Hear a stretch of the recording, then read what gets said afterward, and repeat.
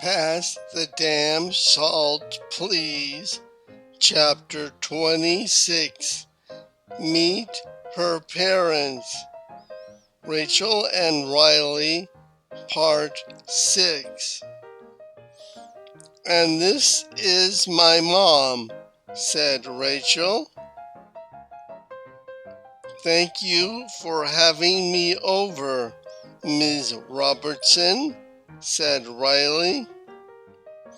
It is our pleasure.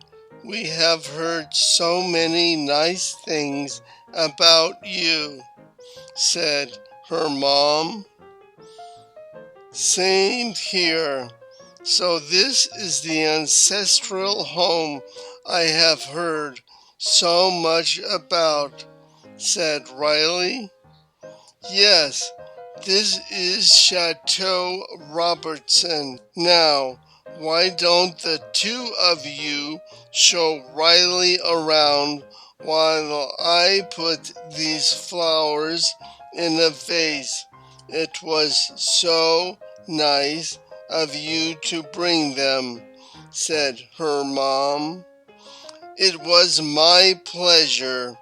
Rachel is always talking about how much you like to garden, said Riley.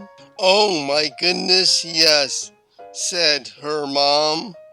It's her second child, said her dad. And first grandchild, said Rachel.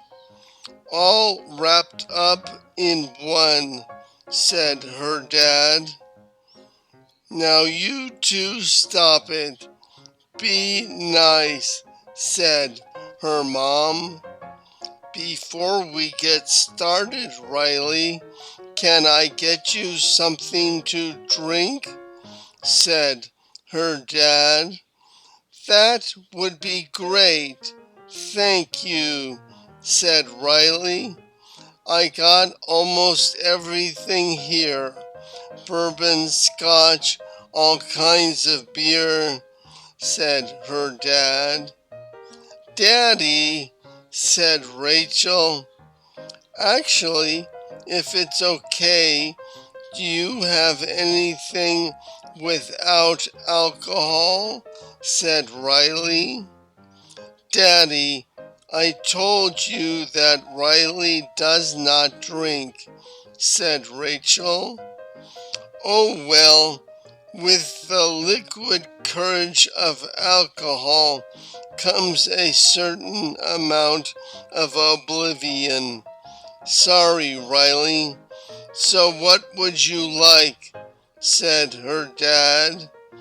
Anything diet would be fine, said Riley. How about some mineral water?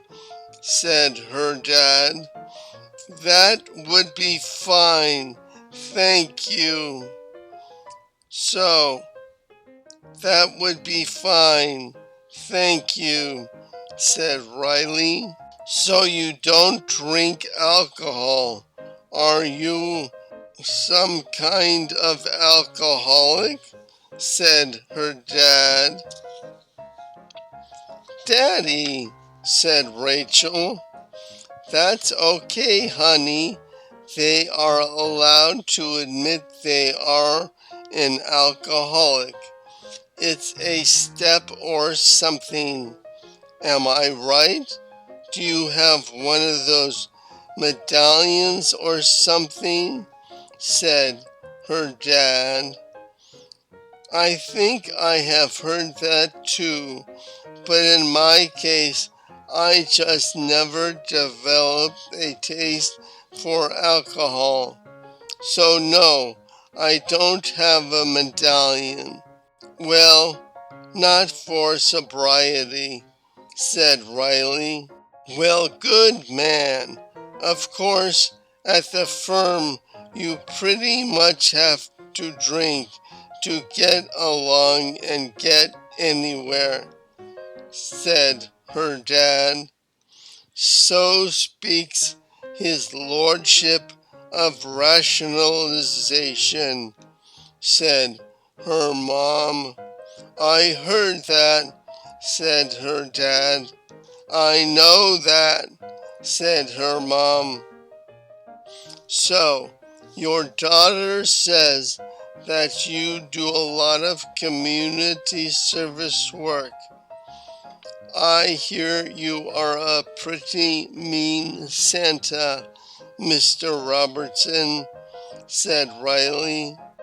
Oh yeah, you are looking at once again the head elf for this year's Operation Ho Ho Ho, said her dad. Head elf, are congratulations in order? Or did you just leave the room at the wrong time and get chosen for the job while absent? Said Riley. Laughter. Head elf means basically you are the transportation guy, said her dad. Daddy has been doing it for ages. Congratulations, Daddy, said Rachel. Thank you, honey. You see, with Operation Ho Ho Ho, there is Santa who hands out the toys and Mrs. Santa who organizes the toys, said her dad.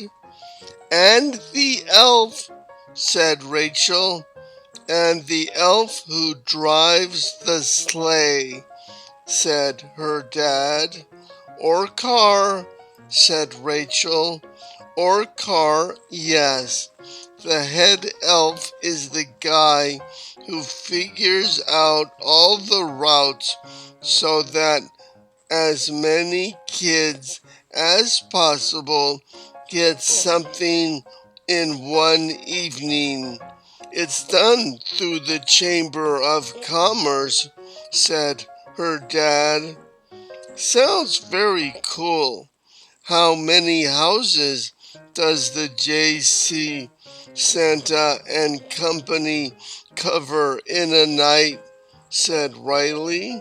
Well, last year we had 68 Santas making 23 stops each from about 5 to 9 p.m., said her dad. Wow, that is about what? Almost 6 stops an hour, said Riley. Chimney swoops, yeah, they really have to hustle because for a lot of these kids, these might be the only gifts they get from Santa that year. So it is my job to minimize the travel time so that we can do as many chimney swoops as we can, said her dad. So, how long have you been doing this? Said Riley. Well, I have been a head elf for a couple of years. I started out as just a simple elf driving whoever needed it, said her dad. The gypsy elf, said Riley. I'm sorry, said her dad. Like a gypsy cab, Daddy, said Rachel. Oh no, it has to be very organized. Otherwise, you'll never get to all the houses that you need to. Then I got promoted, and then Rachel's mother and I were a Santa team. You remember that, honey? Said her dad. Yes, I do. You were a very good Santa, I must say, said her mom. Yes, and you shined as Mrs. Santa. Talk about organized. Each gift had a discreet tag with the kid's name on it, which I could palm as I handed the gift over. And she never got one wrong. Simply amazing. We certainly had a lot of those kids really believing in Santa Claus, didn't we, honey? Said her dad. Well, your ho ho ho certainly put it over the top, said her mom. Come on, Daddy, do it. Show Riley, said Rachel. Well, laughter, said her dad. Please, said Rachel. Well, okay. Now, the real secret to a good Santa laugh is a really sharp push from the belly. You want to slap 3 sharp, distinct ho ho ho's. Ho ho ho, said her dad. Laughter and applause. For many years, Christmas was for me watching Mom and Dad dressing up as the Santas, said Rachel. I think we still have that damn bell around here someplace, don't we, hun? Said her dad. Yes, I think it's still around here, said her mom. Now you might not know this, Riley, but when Rachel was real little, she would wake us up Christmas morning by ringing the bell as loud as she could while screaming Merry Christmas at the top of her lungs, said her dad. Usually at about 4 a.m., laughter, said her mom. You know, Rachel, somehow you never told me this story, said Riley. Thanks, Mom, Dad. You might as well go and finish it, said Rachel. There's more? Said Riley. Oh, yes. You see, about the time Rachel turned 7, her father decided to develop a condition he called septiodemoso. Said her mom. Septioamnesio, said Riley. Oh, yes.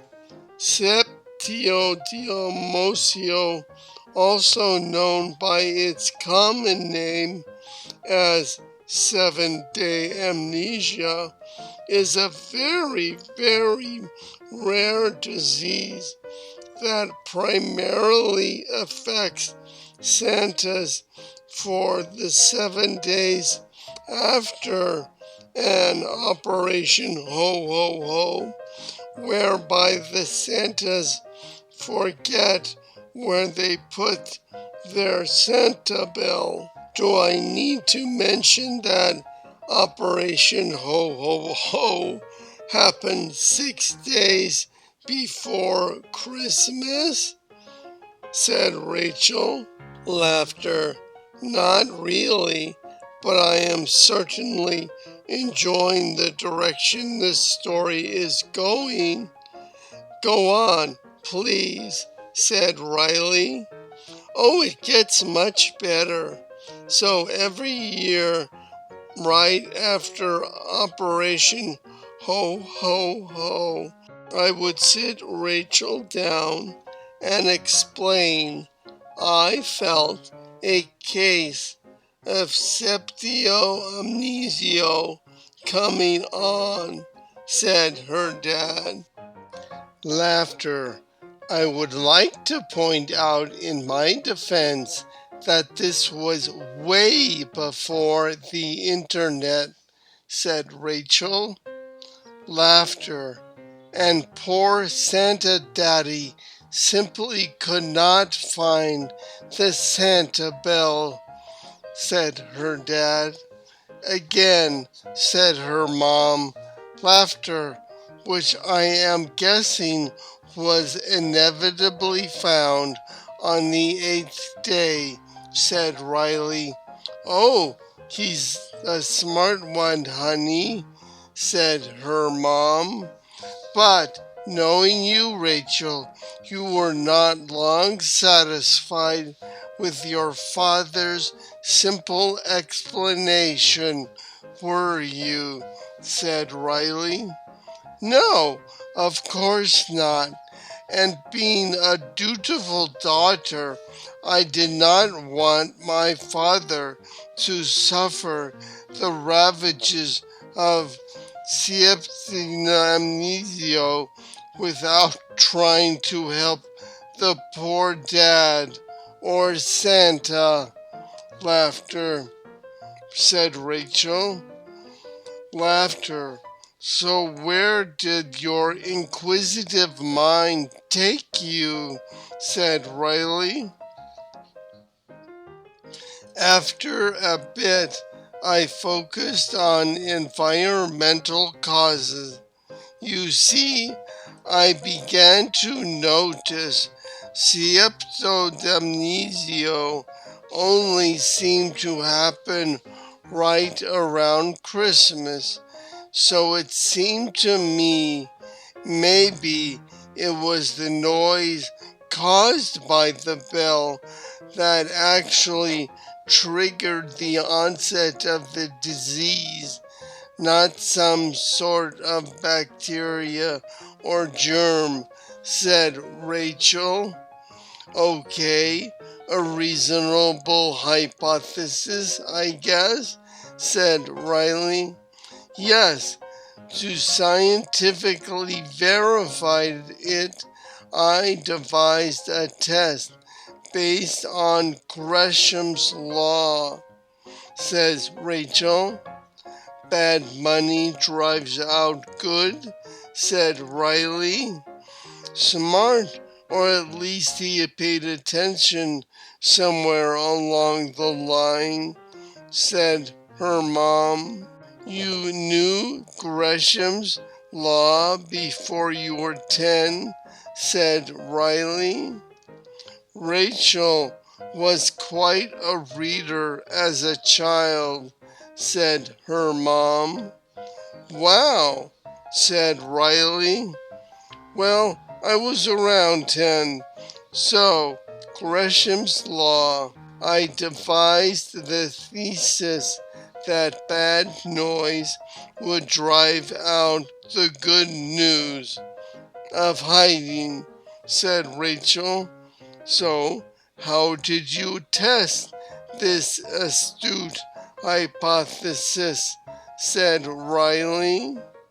Well, I went out and bought the biggest air horn I could find, and right at 4 a.m. I cranked that puppy up. Laughter. Right outside of their bedroom. After my parents came tumbling out and I explained my theory and cure, it was pretty much decided that while a debilitating disease such as septioamnesio was a truly bad thing, the presence and sound of the beloved Christmas bell could protect a household from the even more piercing sounds of an air horn. Laughter and applause, said Rachel. Wow, again, remind me to never piss you off. That's just so, so, said Riley. Clever? Said Rachel.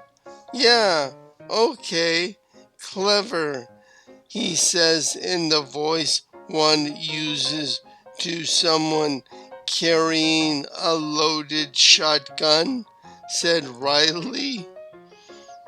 You'll get along with her just fine, Riley, said her mom. I can be a pretty quick study when the incentive is there. So, Rachel tells me that you're quite a gardener, Mrs. Robertson, said Riley. Oh, yes, please call me Jennifer. Yes, although I think I sometimes kill more than I plant, said Jennifer, her mom. Oh, Mother, that is not true. You have quite the green thumb, said Rachel. So, how do you stand on the issue of xeriscaping, said Riley. Oh God, here we go, said her dad. Oh, hush, dear. My position is quite clear.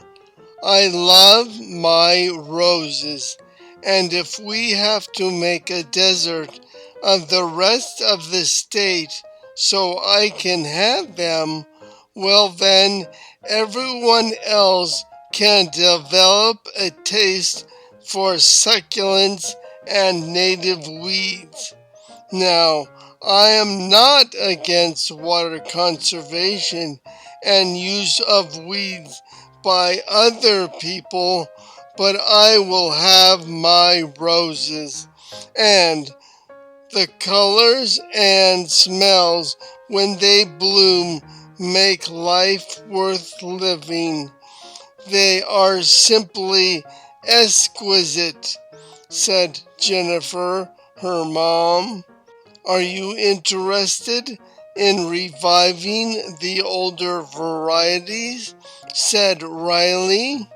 Oh, I like my roses like I like my men, all young, big, vibrant, and with flashes of color and smells, said Jennifer, her mom.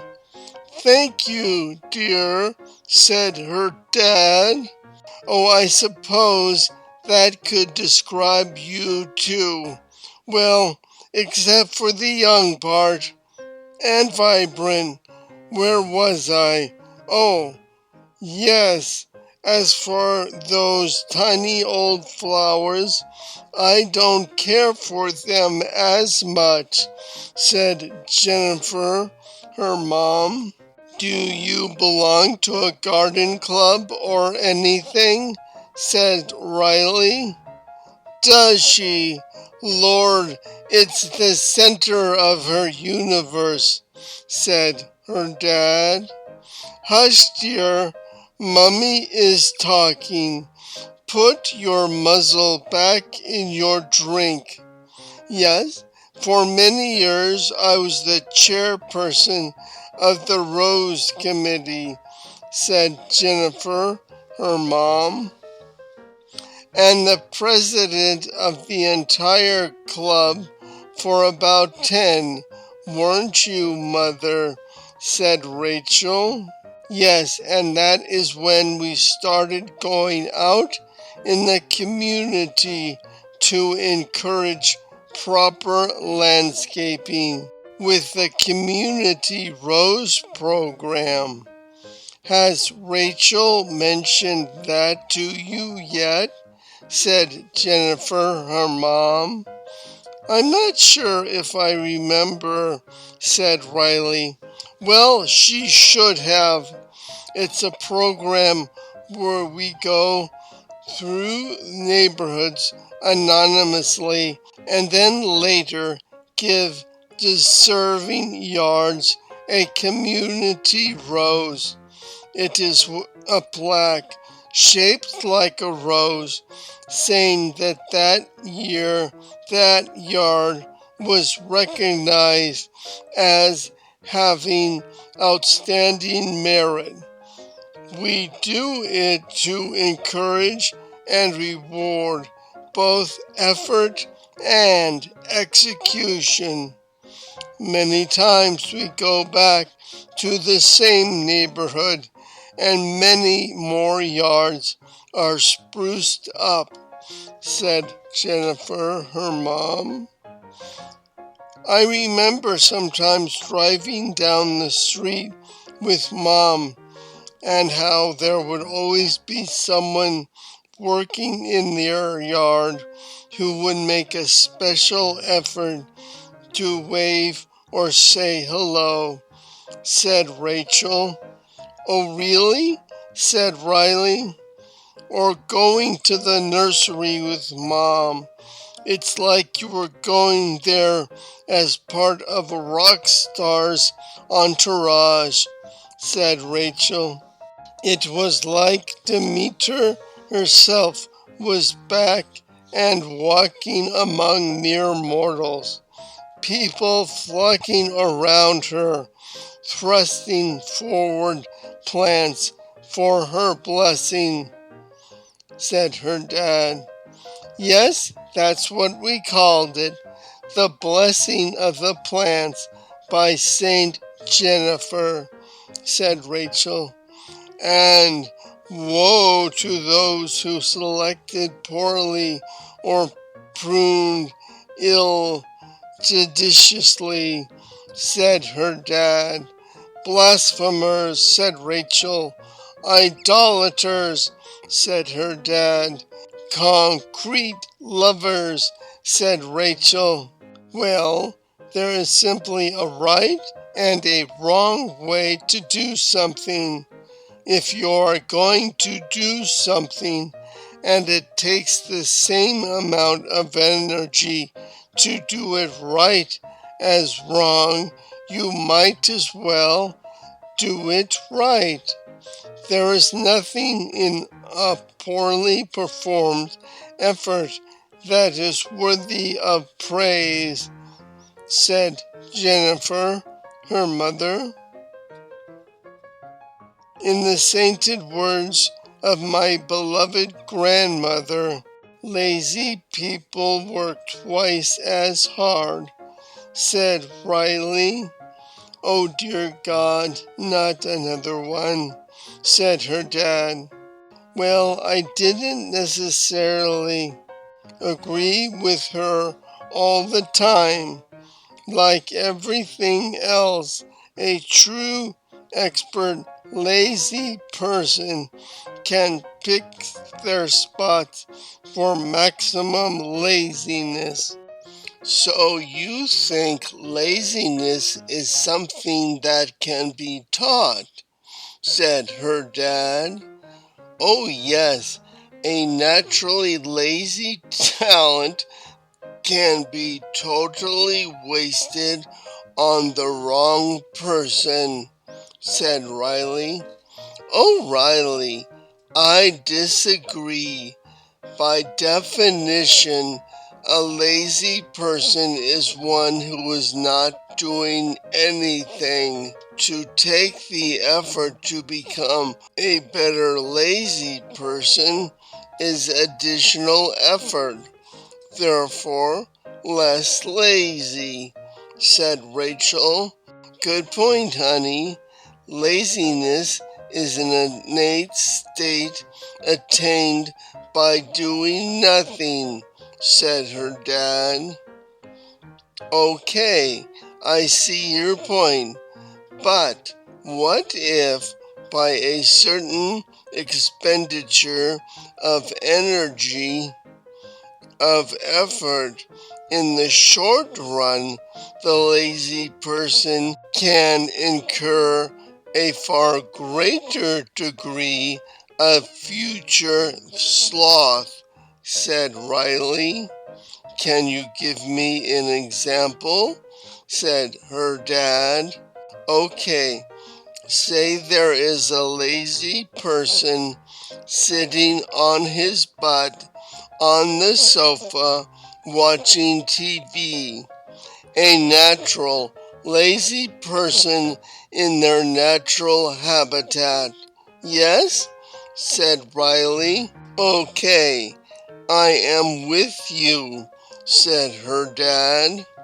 Now, if we were to take your position to its logical conclusion, any time the lazy person got up out of the sofa, he said Riley, or she, said Rachel, or she, yes, thank you, would be less lazy. Yes, said Riley. Yes, said her dad. Now, what would you say if the lazy person got up off the sofa and went out and purchased for him, said Riley, or her, said Rachel, or herself, yes, thank you, a lottery ticket? Which one him? I'm waiting, said Riley. Oh, I'm sorry, I was eating some chips. Or her, said Rachel. Or her, yes, thank you, enough money that they, said Riley. Brat, said Rachel. Just thinking of you, dear. Enjoy the chips. That the formerly lazy person never need get off the sofa ever again, said Riley. So what you are saying is that with a modicum of energy expended, the lazy person can become a lazy +2 person with a plus +0.4 expenditure of energy, said her dad. A little more algebraic than I am used to, but yes, and furthermore, since this is not intuitively obvious, it means it must be learned behavior. Someone has to tell this lesson to a little slother. This means education and change from the initial nature state to an increased level of laziness, says Riley. See, Daddy, he thinks like a lawyer, says Rachel. Oh, dear God, save us all. Well, Riley, I think your grandmother was absolutely right in the way she intended. Measure twice, cut once, said Jennifer, her mom. Well, you would, said her dad. Well, some of us have standards, said Jennifer, her mom. Well, some of us are self-righteous know-it-alls who live for making other people miserable, said her dad. Well, some of us have to do something, or otherwise someone would qualify for the wallowing in filth and sloth event at the Olympics, said Jennifer, her mom. Oh, give me a break, said her dad. Speaks the man who goes through 5 rolls of toilet paper for every bar of soap, said Jennifer, her mom. Mother, isn't there something in the kitchen we should check up on? Said Rachel. Oh, I suppose you are right, dear. Let's go check it out, said Jennifer, her mom. They leave. Well, I'm sorry you had to see her go off like that. She does it pretty regular these days, said her dad. Said Riley, but you didn't hear that from me. That's what we're here for, just to keep them happy, said her dad. Speaking of exploding, did you happen to catch the game last night? Said Riley. Oh yeah, the Blanks, the only team starting 5 power forwards ever known to mankind, said her dad. Not to mention a bench consisting of 6 other power forwards, said Riley. Not to mention the 3 more uninjured reserve, said her dad. Now, to be fair, they did have a guard who could shoot a 3, said Riley. Who they traded, said her dad, for a center who is 6'8", 220 pounds, said Riley. Imagine that, said her dad.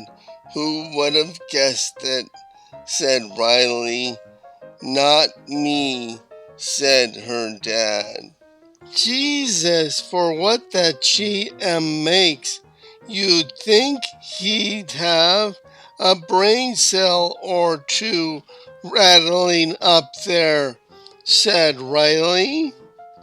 You don't think it's the owner calling the shots, said her dad.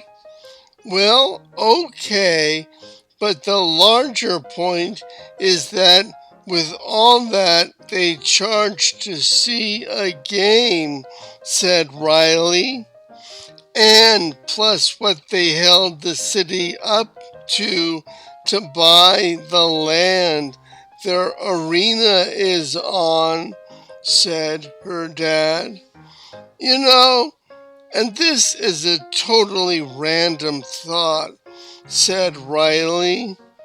Go ahead, said her dad.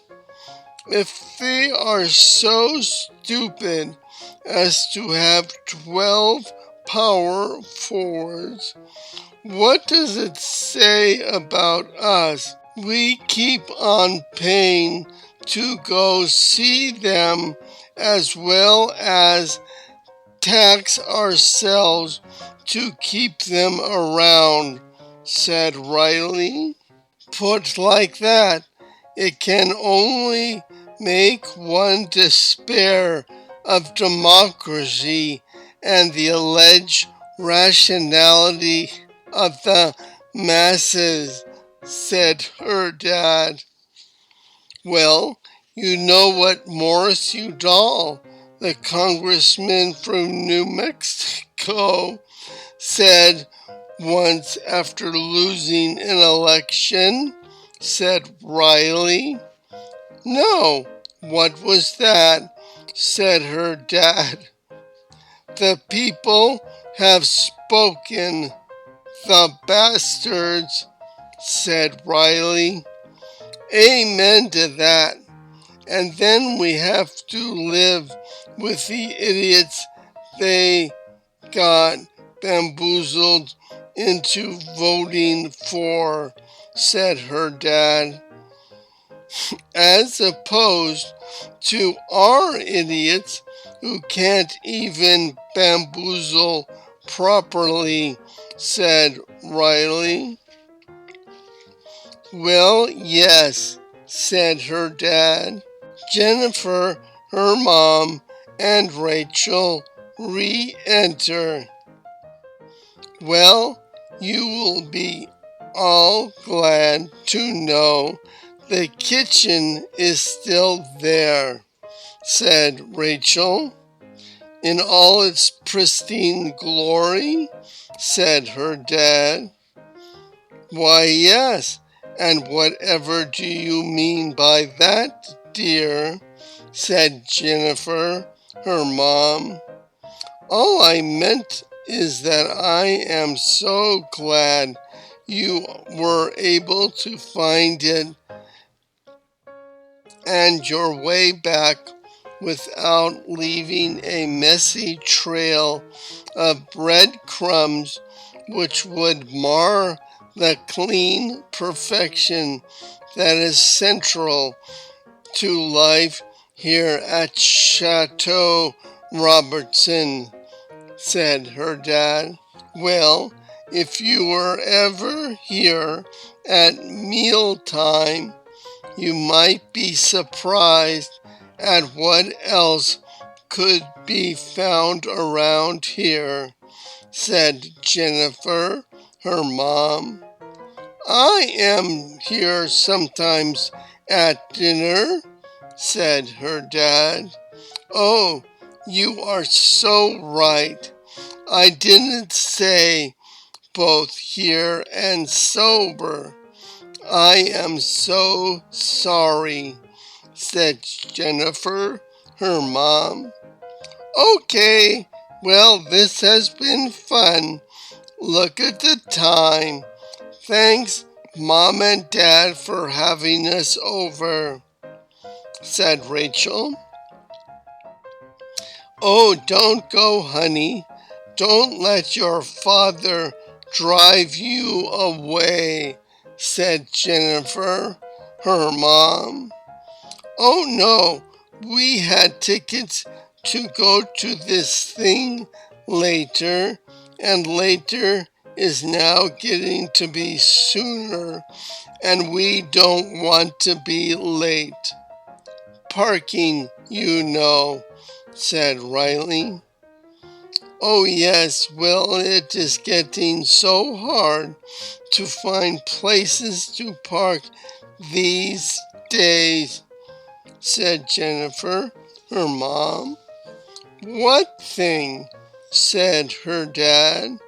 Don't be crude, dear. Rachel says she wants to go now, so we will let her. Go back to your drinking, said Jennifer, her mom. Oh no, it's all right. There's a new show opening, Plain Air of the Plain People.